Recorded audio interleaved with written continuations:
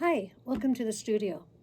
I wanted to share a thought with you, and it's about what separates an ordinary quilt and one that gets your attention.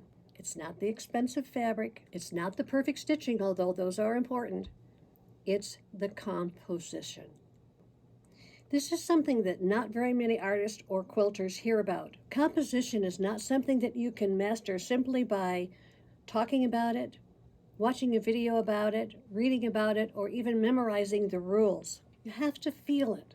You have to create with it. You have to experiment with it. Because great composition is learned with your eyes, with your hands, and most importantly, with your imagination. Composition rules are not there to handcuff you. They're there to guide you. Use them as flexible tools. Use them as guides to strengthen your artistic voice, not silence it. So if you're struggling with arranging fabrics as you are designing your art quilt, if you want to create stronger focal points with your florals, or simply just make your quilts more intentional, then this video is for you. Welcome. Take a look at this quilt and tell me, what do you see? I'm going to bring you in a little closer. Down at the bottom, we've got flowers. And then as I move up, we change color, and we don't have flowers, we have an abstract. And then as we move higher, we have more flowers. But let me tell you also what I see. I see a transformation in green, going from the dark green on the lower part, which anchors the quilt, moving up to the lighter greens, which give a palette for the bright colors. With the blue and the white flowers, I see much, much more than just flowers. I see dimension with the flowers, something that adds more interest to the quilt. And then moving up into the red, kind of feathery thing. We know that's something, but we're not quite sure what, so it's really a point of curiosity. And then moving into the abstract where the yellow abstracts are, I decided that I was going to use feathers. There's a beautiful, beautiful way to be able to use feathers and make them look exquisite on an art quilt. And then finally, I have no idea what those flowers are except that they're dimensional and that they complement the yellow. Purple and yellow go well together. But also, most importantly, each one of these carries a theme of keeping the eye on the quilt. And the silent one is, I'll get a little closer for you. Up here, look at all the little yellow dots. All that is I very loosely attached yellow beads, and that adds motion. It adds kind of a softness to that area, and it adds so much interest without you even knowing that it's present. Because it's yellow, it keeps your eye all circled around the yellow and the purple. This piece actually kind of breaks all the composition rules if I was to just follow the rules. So this was actually a picture, a photograph that I took of a bunch of flowers all together in a garden. And I decided that I would arrange it so that it went from one end of the quilt to the other end, and maybe in a soft angle. And then to balance that angle out, I was going to use color, which I did with the orange and the orange here, and then one-dimensional object, which I have done here with our little butterfly. Once again, the background is important because it's a very light background, giving it kind of an airy space. And all the colors, here's your triangle of reds, okay? Here's your triangle of your blues. And then here are the three identifiable oranges, which keeps you coming back into the quilt. I consider this as one object rather than as several different objects, trying to make them all fit together. And that's kind of key also to making sure that you look at these objects as a shape, not necessarily as all flowers. Here's the use of a focal point in the center of your art quilt, and it's only one object. That can sometimes be a little bit tricky to keep people interested in it when it's just one object. So again, I'm going to go for the unusual. Here we have a different kind of background. I wanted to use a contrasting color, but not something that fought it, so I wanted tiny, tiny dots. And here we have ombre that I used as the fabric. But the unusual is that I added dimension. You can get inside this little tulip. You can get inside this little leaf. And that is the element that is, I think, so important in being able to be like the secondary focal point. The other thing that's important is I wanted to add something to the sides that enhanced it. So I went from the ombre color, dark to light, and a repeat of the tulip, but reversed it here and went dark to light and the tulip here. I did not do anything here. Again, you need a place where the eye can rest. It would have just been way too much if I'd had both there. But by using it as a one object focal point, but making it unusual, it actually complements everything that's going on in this quilt. So let's take a moment and talk about focal point. When it comes to flowers, I think they're absolutely beautiful and they can stand on their own. So I wanted it to be dimensional, so each of these kind of pops up. It has been laying flat, so we've got a little pressing to do here.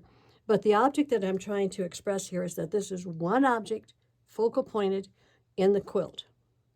I used that same black background that I used on the tulip, but look back here. Here is where all the color is here on the border, grounding this yellow and tying in with the two leaves that are identifiable with this particular flower. We accented here and here, and then the two red bows make sense because they keep your eye coming back into the focal point. Now this one is interesting because I only used two objects, and I normally would not do that. I'm just one that likes to use the odd numbers. But the interest is because this is so unusual, is again a dimensional quilt, which is interesting. Underneath it, there's a little wad of cotton so that this can stand up and be a little more dimensional. I put it on a light background where you've got the white with the very light, kind of a gray color to the dots, and then tied it all in with lighter colors out here on the outside. Everything is anchored because of the green. I didn't even add any leaves in here. I could have, but I wanted this to just be quote unquote different. When doing flowers, I usually go with the principle of the power of 3 or the power of 5, the power of the odd number. And I also like to add the unusual. I think that for one inspires me and forces me to think outside the box, which is I like, what I call beyond the quilt. These little flowers, I added a little bit of felting to them to add a little bit of dimension. The work is really done with all of the needlework. I don't know if I can see, yeah, you can see it on the back here. But to make it a little bit different, I added the dimensional butterfly and then grounded it in the blue. I kept the flower's petals very light and airy because the focal point is right there. Here, 3s. Once again, divided this up, and the triangle keeps you here. Now, if I had not had the purple here, this would have been so boring. Nothing really outstanding here. So by adding the abstract flowers here in a complementary color, yellow and purple complement each other, it works really well. And this was my sample that turned into a really beautiful quilt called Monet in Yellow. Another one of the principles in composition is simplifying your art quilt. I think that's one of the biggest things that artists have as a challenge is how do you simplify when you see something that's beautiful as it is and you want to duplicate it. So what I did in this case is I used a rich dark green fabric. And then the transition color is like a creamy beige, and then a softer color out here that's got a combination of the light blues and the light greens. This beige right in here pulls these light colors out of this flower.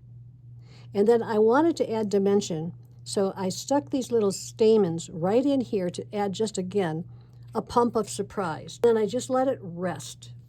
I'm going to show this one to you in 2 formats. This is a study in dimensional flowers, and I put it on a canvas. I think this is an 11 by 14 canvas. And it was for the class that I was doing where I was showing them how to make these dimensional flowers. And the way that this works is because of the blue, the light blue, more than anything else. There's so much activity going on here. The first thing was, let's subdue this. Let's put the black background. Let it rest. I tried green. It was just too much. So then I put it on the black background. That allows these flowers to pop, to come forward. The leaves kind of soften the transition between the harsh black and the bright colors. But what keeps your eye moving is watch where the blue, light blue flowers are.